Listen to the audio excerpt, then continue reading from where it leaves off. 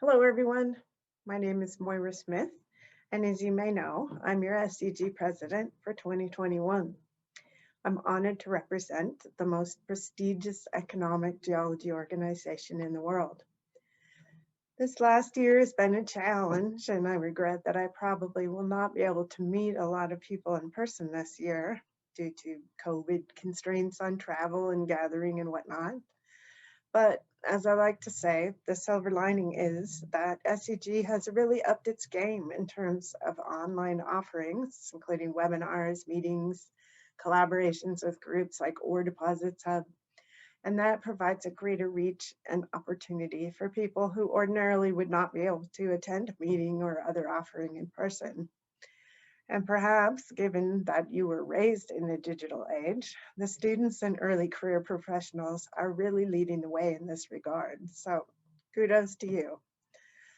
David asked me to tell you a little about myself in honor of the SEG Student Chapter's Earth Day Symposium. So here goes. I was very fortunate to grow up on the west coast of the US with big volcanoes always on the horizon. I started climbing, skiing, and mountaineering at an early age, and that's what motivated me to learn more about what I was walking over and looking at. Well, 3 degrees later, and after learning a lot about structural geology and tectonics, I still hadn't clued into economic geology as a career path. I joined the British Columbia Geological Survey, and I worked alongside ore deposits and economic geologists for 4 years, so kind of easing into it. One of the most memorable moments was when I first started with the BCGS. It would have been about 1991, I think. I had a freshly minted PhD and I was in a remote field camp, and I was eager to meet one of the legends of economic geology who discovered a very large copper deposit that we were mapping around. So after I explained what we'd mapped and learned over the last several weeks, he turned to me and declared that in the morning, he wanted his eggs cooked over easy with brown toast, buttered on one side only, thank you. I was devastated, but I didn't let that slow me down, and you shouldn't let momentary setbacks slow you down either.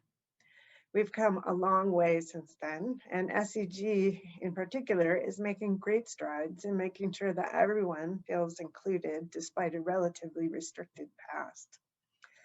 Anyway, I made the jump to industry in 1996, better late than never, and I've never looked back.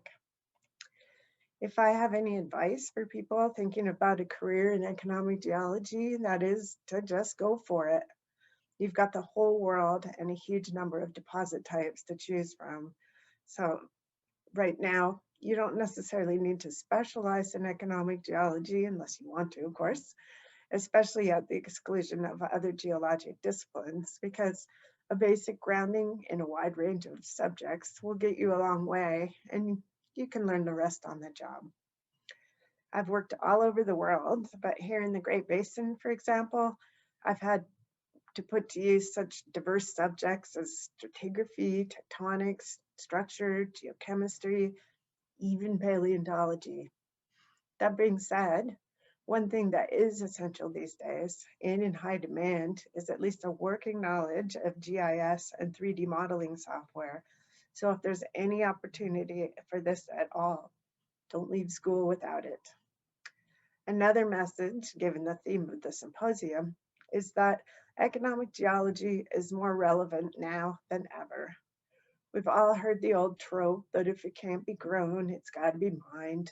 But let's think about that for a minute. The world is moving at an accelerating pace toward demanding reduced greenhouse gas emissions and clean energy solutions.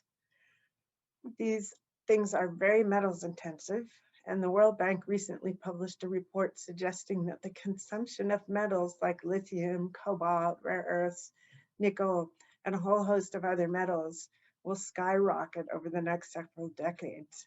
And many of these are produced in a very few countries with rather checkered human rights and environmental records. So that's where SEG can play a role in raising awareness and helping to give us the tools we need to find more deposits and support the clean green economy. On that note, I'd like to invite you to the SEG Denver 2022 conference, which will have an emphasis on clean energy metals. And if you'd like to help out in planning it, we would certainly welcome you. In the meantime, I hope you have a great symposium.